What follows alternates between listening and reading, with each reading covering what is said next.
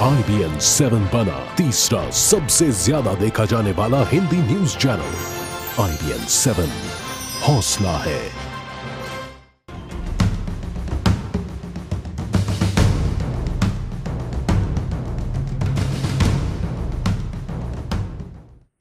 नमस्कार, मैं हूं आपके साथ सुमित अवस्थी। रात के 8 बज रहे हैं और आज हम खास तौर पर बात करने वाले हैं आज की सबसे बड़ी खबर। ये खबर आज की नहीं, आने वाले कल की भी ये सबसे बड़ी खबर हो सकती है। जी हां, बात हो रही है बिहार की। बिहार के मुख्यमंत्री जीतन राम मांझी को कल विधानसभा में बहुमत साबित करना है। बीजेपी ने मांझी के पक्ष में वोट करने का ऐलान कर कर उनको बहुत बड़ी राहत दी है, लेकिन विधानसभा में जो बहुमत का आंकड़ा है वो मांझी समर्थकों और बीजेपी को मिलाकर भी वहां तक संख्या नहीं पहुंच रही है। ऐसे में मांझी अपनी कुर्सी बचाने के लिए हर दांव आजमा सकते हैं। मझधार में है मांझी की नाव और मांझी ही अपनी नाव को निकाल सकते हैं।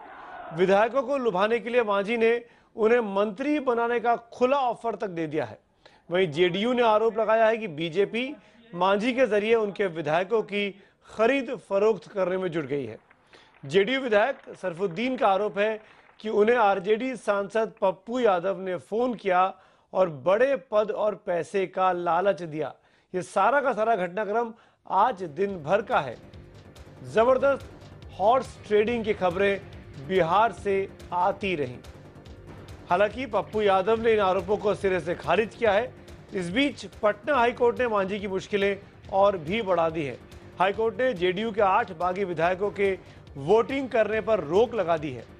इससे पहले विधानसभा स्पीकर ने बीजेपी के नंद किशोर यादव को हटाकर जेडीयू के विजय चौधरी को विपक्ष के नेता का पद देने का ऐलान भी कर दिया था। स्पीकर नीतीश कुमार के करीबी हैं।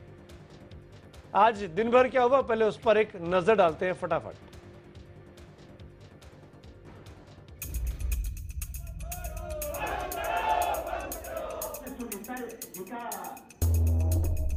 कल क्या होगा बिहार का? क्या मांझी साबित कर पाएंगे बहुमत? क्या नीतीश दोबारा बन पाएंगे मुख्यमंत्री? सियासी मझधार में घिरा बिहार यही सवाल पूछ रहा है। शुक्रवार को बिहार विधानसभा में जीतन राम मांझी का शक्ति परीक्षण होना है, लेकिन उससे पहले कई राजनीतिक दांव पेच दिखाई दिए।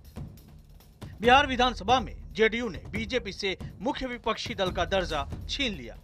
स्पीकर ने बीजेपी के नंद किशोर यादव की जगह जेडीयू के विजय चौधरी को विपक्ष का नेता बना दिया, जबकि नीतीश कुमार को विधान परिषद का नेता विपक्ष बना दिया गया। इस फैसले से विश्वास मत के दौरान जेडीयू को अपने विधायकों को एकजुट रखने में मदद मिलेगी और जेडीयू विधायक मांझी सरकार के खिलाफ वोट कर सकेंगे। वहीं स्पीकर के इस फैसले के खिलाफ बीजेपी विधायकों ने जमकर प्रदर्शन किया। विधानसभा स्पीकर के दफ्तर के बाहर बीजेपी विधायकों ने मार्शल से भी धक्का मुक्की की। मांझी का समर्थन कर रही बीजेपी ने स्पीकर के फैसले पर सवाल उठाते हुए उन्हें जेडीयू का एजेंट करार दिया। स्पीकर साहब ने जनता दल यूनाइटेड को सत्ता और विपक्ष दोनों का दर्जा दे दिया। लगता है नीतीश जी के भाग में अब आगे सत्ता लिखी नहीं है, विपक्ष ही लिखा हुआ है। वहीं जेडीयू ने एक वीडियो दिखाकर दावा किया कि बीजेपी मांझी के जरिए उसके विधायकों को खरीदने की कोशिश कर रही है। विधायक सरफुद्दीन का आरोप है कि उन्हें आरजेडी सांसद पप्पू यादव ने फोन किया और बड़े पद और पैसे का लालच दिया, लेकिन पप्पू यादव ने इन आरोपों को सिरे से खारिज कर दिया। मोबाइल से हमको बात कराया और वो कहे से जो पप्पू जी कह रहे हैं उससे भी ज्यादा आपको मिलेगा। 3 बजे हमको कॉल आया से सबसे बड़ा पोस्ट आपको मिलेगा। सरफुद्दीन से कभी भेंट ही नहीं, परिचय ही नहीं, तो कहाँ से तो किसको तोड़ दिए? जांच कराना चाहिए। बात आई है, जांच करा लीजिए। सवाल ये भी उठता है कि आपके ऊपर आरोप आखिर कोई क्यों लगाएगा? क्या इसलिए लगाएगा क्योंकि आप पार्टी लाइन के उलट जाकर के मांझी सरकार बचाना चाहते हैं? सामाजिक न्याय की ताकत को बचाना चाहते हैं, बिहार के गरीबों को बचाना चाहते हैं। इस बीच पटना हाईकोर्ट ने मांझी को एक बड़ा झटका दिया। कोर्ट ने मांझी के साथ आए जेडीयू के 8 बागी विधायकों पर विश्वास मत के दौरान वोटिंग करने पर रोक लगा दी। यही नहीं, हाईकोर्ट ने मंत्री विनय बिहारी की उस याचिका को भी खारिज कर दिया जिसमें स्पीकर उदय नारायण चौधरी को विश्वास मत से दूर रखने की मांग की गई थी। लेकिन इन सब के बावजूद मुख्यमंत्री मांझी अपने बयानों में बेफिक्र नजर आए। जितने भी गरीब से संबंधित मामला हो, सबको थोड़ा सा झकझोरने का काम किया तो उन लोगों को तो लगा कि हमारे पैर से जमीन के तरह से पैर है, खिसक जाएगी। तो अब इसका एक ही उपाय है कि जीतन मांझी को हटा दो। कैसे होगा सर? होगा, देखिएगा कैसे होगा। मांझी भले ही बेफिक्र दिखे, लेकिन बिहार विधानसभा का गणित उनके पक्ष में नजर नहीं आ रहा है। मौजूदा स्थिति के मुताबिक बिहार विधानसभा में कुल 243 सीट है। इनमें से 10 सीट खाली पड़ी है, जबकि 8 विधायकों पर हाईकोर्ट ने रोक लगा दी। ऐसे में विधानसभा में बहुमत का आंकड़ा 113 रह जाता है। नीतीश के समर्थन में जहां 130 विधायक है, वहीं मांझी के पास महज 8 विधायक हैं। बीजेपी के 87 विधायक मिलाने के बाद ये आंकड़ा 95 तक पहुंच जाता है, जो कि बहुमत से काफी कम है। फिलहाल सबकी नजरें बिहार में कई दिनों से जारी सत्ता की इस महासंग्राम पर टिकी हैं और अब शुक्रवार को तय हो जाएगा कि बिहार का सियासी भविष्य कैसा होगा। अमिताभ सिन्हा के साथ अरुण सिंह, पटना, IBN 7। और इस बीच में बिहार में बीजेपी के सबसे वरिष्ठ नेता सुशील मोदी ने कहा है कि बीजेपी विधायक कल विधानसभा में विश्वास मत के दौरान मुख्यमंत्री मांझी को अपना समर्थन देंगे। महादलित के प्रति जो अन्याय हुआ है, उस अन्याय और अपमान का बदला लेने के लिए एक महादलित के साथ हम खड़े हैं और उसका हम साथ देंगे। अब वो बहुमत सिद्ध कर पाएंगे नहीं कर पाएंगे, कितने हमारे जो विधायक है वो उनके साथ में खड़े रहेंगे। बाकी विश्वास मत हमको सिद्ध नहीं करना है, ये विश्वास मत श्री जीतन राम मांझी जो जदयू के सदन के आज नेता हैं, उनको ये विश्वास मत हासिल करना है। और आज का हमारा सवाल भी आज इसी से जुड़ा हुआ है कि क्या बिहार में बीजेपी को मुख्यमंत्री मांझी का समर्थन करना चाहिए? आप अपनी राय इस कार्यक्रम के दौरान SMS के जरिए हम तक भेज सकते हैं। अगर आपका जवाब हाँ है तो IBN 7 स्पेस देकर Y लिखिए और नहीं के लिए IBN 7 स्पेस दीजिए, N लिखिए और हमको 51818 पर अपने SMS भेजें। इस डिबेट के आखिर में यानी रात करीब 8:30 बजे हम आपकी राय को भी शुमार करेंगे और बताएंगे कि बीजेपी जो समर्थन दे रही है मांझी को, उस पर आपकी राय क्या कहती है, बहुमत किस तरफ है। आगे बढ़ूं उसके पहले मेहमानों का परिचय आपको कराता हूं। चर्चा की शुरुआत करेंगे। हमारे साथ दिल्ली से बीजेपी के वरिष्ठ नेता CP ठाकुर साहब मौजूद हैं, पूर्व में केंद्रीय मंत्री रह चुके हैं। हमारे साथ अजय आलोक जी जुड़ रहे हैं, पटना से JDU के महासचिव। RJD नेता आलोक मेहता हमारे साथ जुड़ रहे हैं। मेरे साथ मेरे सहयोगी अरुण सिंह भी इस वक्त पटना से हैं, जो मौजूद है नीतीश कुमार के घर के बाहर, और वहां पर इस वक्त नीतीश कुमार अपने साथी विधायकों के साथ भोज का आयोजन किया है। बेसिकली वहां पर गिनती चल रही है। अरुण सिंह, मेरा पहला सवाल आप ही से, क्या हो रहा है वहां पर नीतीश कुमार के घर पर?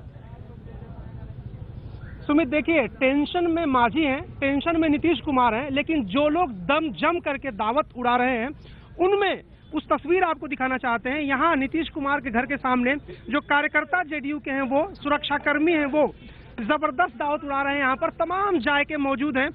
एक ये बताइए, आप क्या क्या बनाया आपने? जरा इधर आ जाइए और जरा हमारे दर्शकों को बताइए क्या क्या खिला रहे हैं आप इन लोगों को। अंदर तो विधायक जो खाई रहे हैं, बाहर लोग क्या खा रहे हैं? पूरी है और चावल है, दाल है, आलू गोभी है, चिकन है। क्या है? चिकन और मिठाई है, बैगन बड़ी है।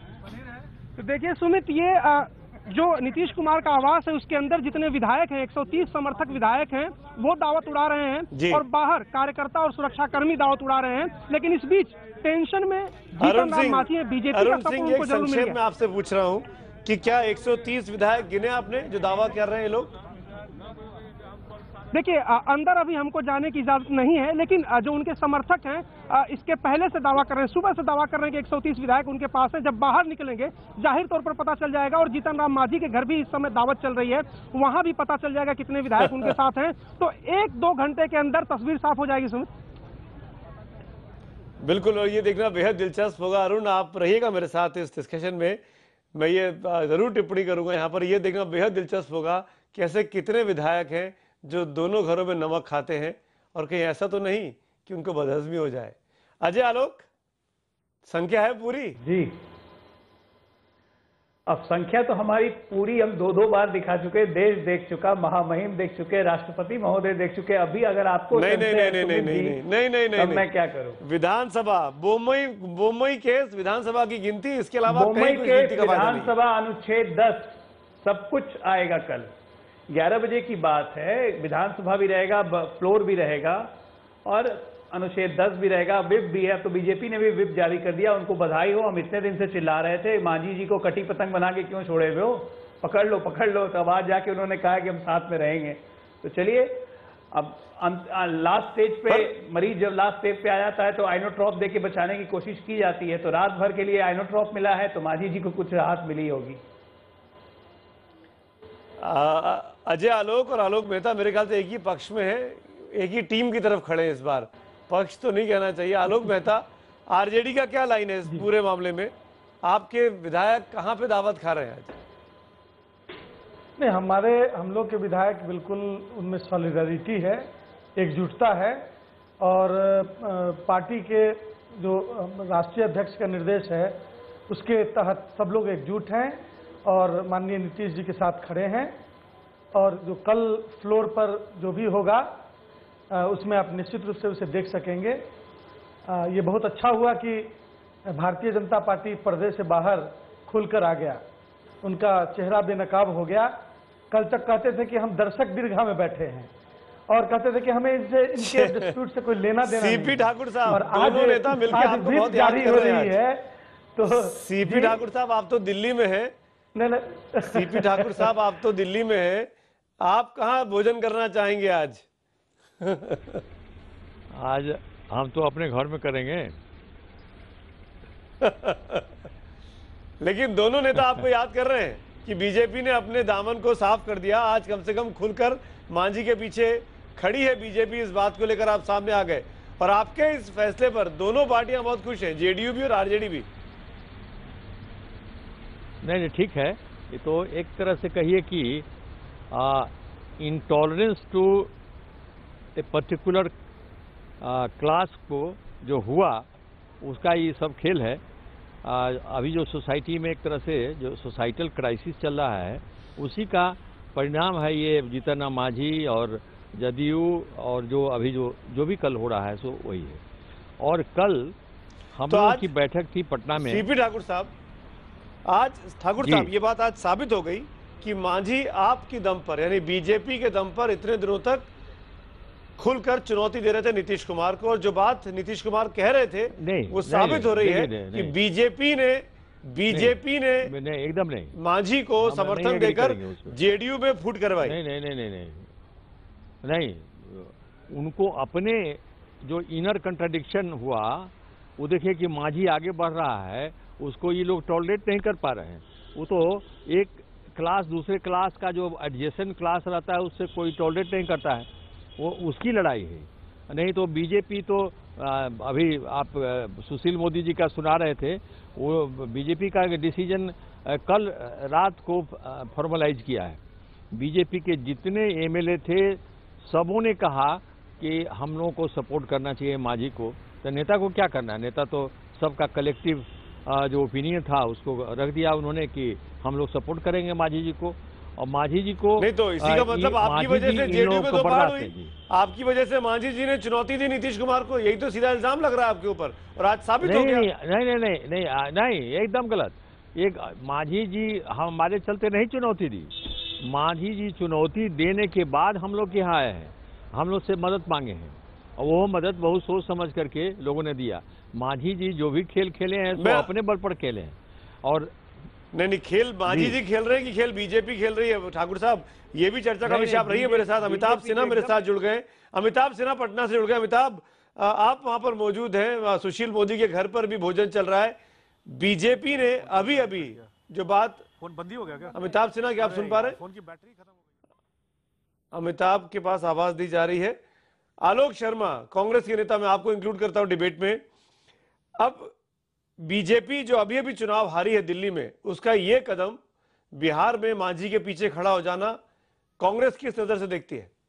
देखिए, मैं समझता हूँ सुमित जी, बीजेपी जो है आज से 1 साल पहले जिस तरह का अपना प्रचार कर रही थी, पार्टी विद डिफरेंस, आज वो तमाम परतें खुलती चली जा रही हैं। चाहे वो महाराष्ट्र में एनसीपी से मदद लेने की बात रही हो, जम्मू कश्मीर में चाहे पीडीपी के साथ सरकार बनाने के प्रक्रिया को लटकाने की बात रही हो, और अब तो जो बिहार में हो रहा है ये तो पूरी तरह से असंवैधानिक, जिस तरह से जो प्रक्रिया को अपनाया जा रहा है, ये इसमें पूरा बीजेपी का जो पासा था वो पूरा पासा उल्टा पड़ गया है। अब बीजेपी के प्रवक्ता महोदय चाहे जितनी मर्जी सफाई देते रहें, इन्होंने ही जीतन राम मांझी को, मुझे लगता है कि कहीं ना कहीं उकसाया कि आप ऐसा कीजिए, लेकिन उनके पास विधायक बल की संख्या नहीं आने के कारण आज जीतन राम मांझी भी और बीजेपी भी दोनों बैकफुट पर खड़े हुए। ठाकुर साहब, क्योंकि ये तीनों एक तरफ है, इसीलिए मैं दोबारा आपके पास आ रहा हूँ। अजय, आलोक मेहता और अब आलोक शर्मा, तीनों में आलोक भी कॉमन है और तीनों की लाइन भी एक जैसी है कि तीनों के तीनों नीतीश कुमार के पीछे खड़े हुए हैं।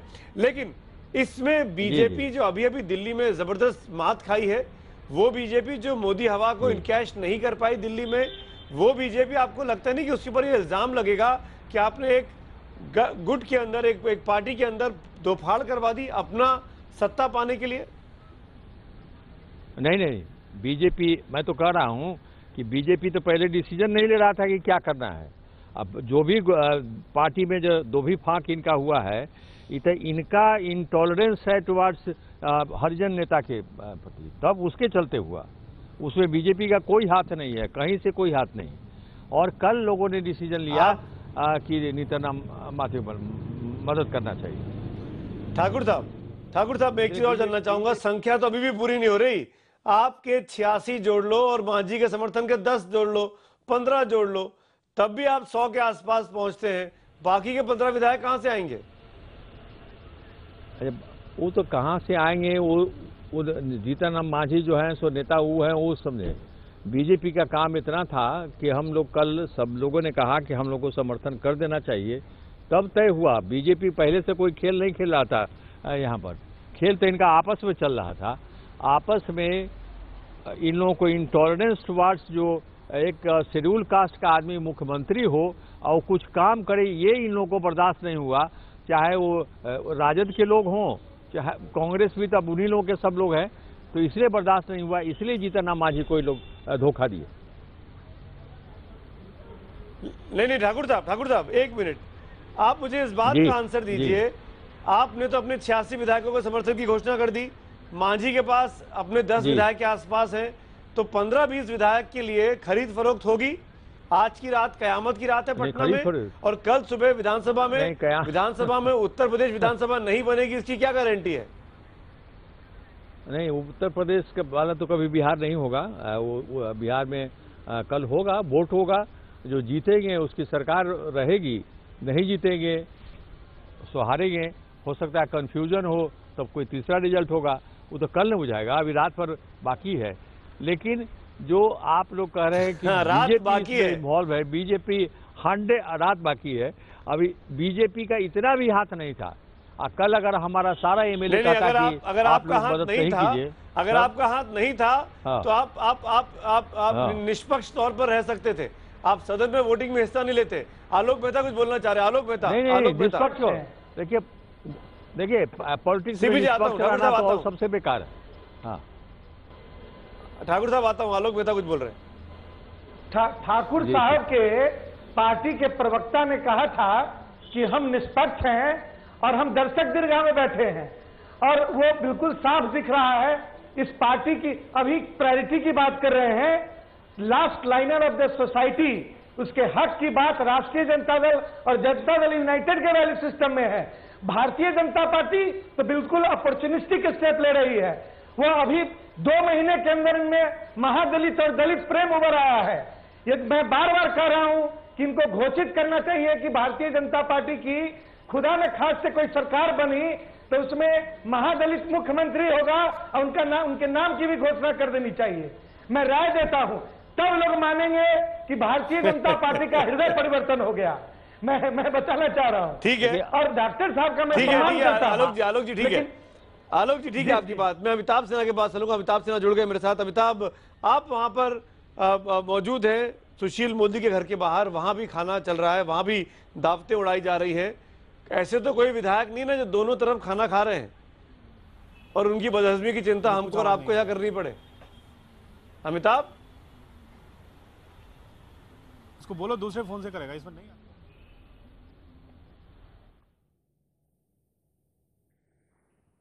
अमिताभ से लगता नहीं है कि संपर्क हो पा रहा है। अमिताभ से हम आगे बात करने की कोशिश करेंगे।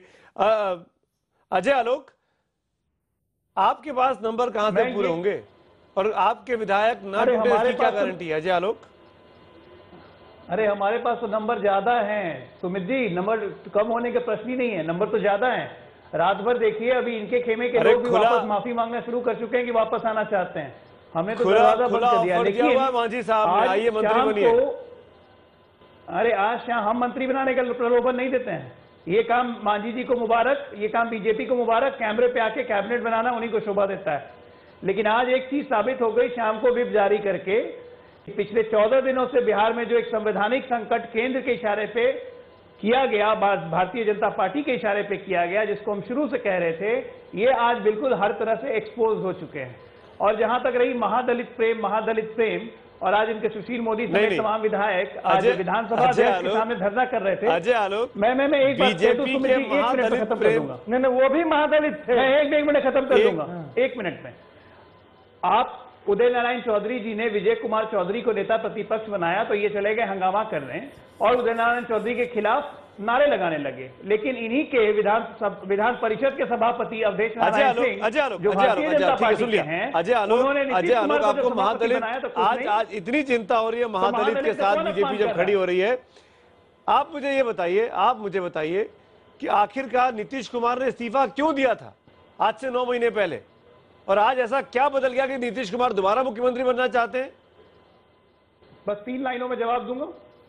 अपनी नैतिक जिम्मेदारी समझते हुए लोकसभा में हार की उन्होंने इस्तीफा दिया था। पूरी पार्टी खिलाफ थी लेकिन वो नहीं मानी।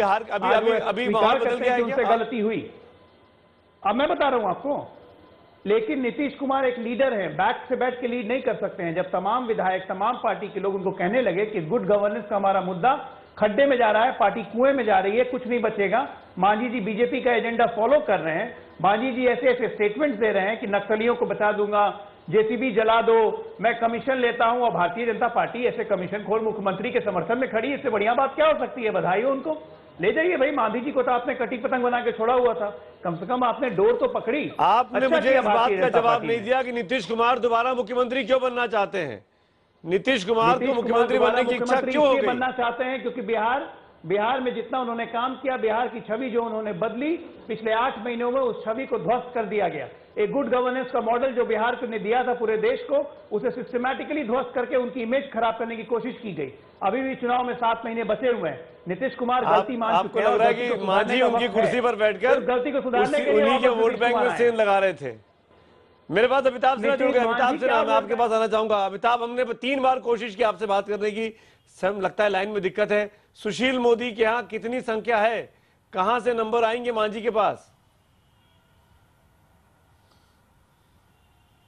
देखिए, अभी नंबरों की संख्या नहीं है। पहली चिंता इस बात की थी कि जो संदेश चला गया था बीजेपी की तरफ से कि वो मांझी को समर्थन करेंगी, अब ऐसे समय उसके समर्थन का ऐलान नहीं करते तो हो सकता है कि एक महादलित वर्ग बीजेपी के वोट बैंक खिसक जाता। तो एक बहुत बड़ी चिंता इस बात की थी। दूसरी, उनको ये चिंता इस बात की थी कि जितना राम मांझी कितनी संख्या जुटा पाते हैं। हमारे साथ खुद नितिन नवीन है, जो पटना से विधायक है समेत, जो उस बैठक में मौजूद थे।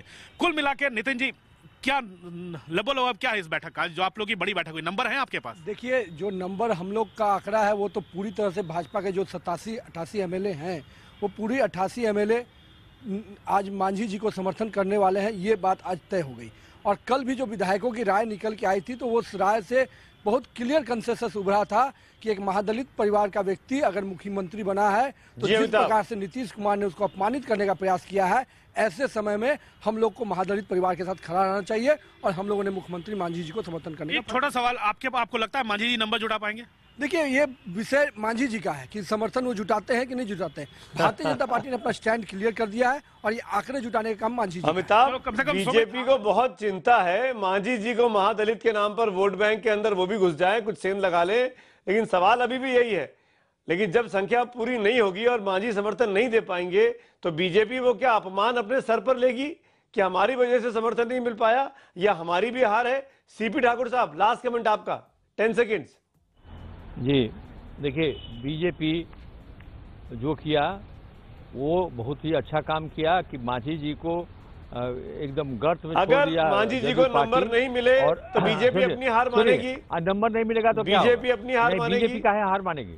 नहीं, बीजेपी तो एक अच्छा काम किया कि एक जब आप जिता नहीं सकते हैं तो उस रण में कूदने का क्या फायदा? नहीं ऐसा कोई कभी होता है आपका, हर एक आदमी हम इधर दो पक्ष होता ही है ना, जीत हार तो होबे करेगा।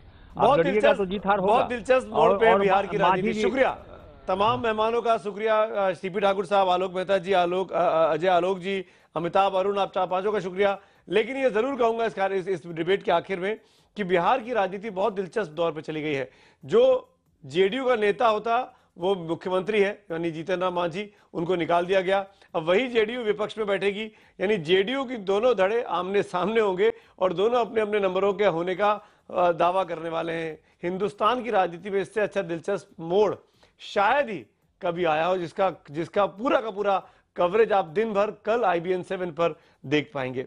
शुरुआत में हमने आपसे एक सवाल पूछा था इस डिबेट में कि क्या बिहार में बीजेपी को मांझी को समर्थन करना चाहिए, और इस सवाल के जवाब में हमें हजारों की संख्या में जवाब मिले हैं और 60% लोगों ने हाँ में जवाब दिया है। यानी मोटे तौर पर बीजेपी के विधायक जिस तरफ इशारा कर रहे हैं, उसी तरफ IBN 7 का बड़ा दर्शक वर्ग भी ये कहता है कि मांझी का समर्थन बीजेपी को करना चाहिए, जबकि 40% लोगों ने ना में जवाब दिया है।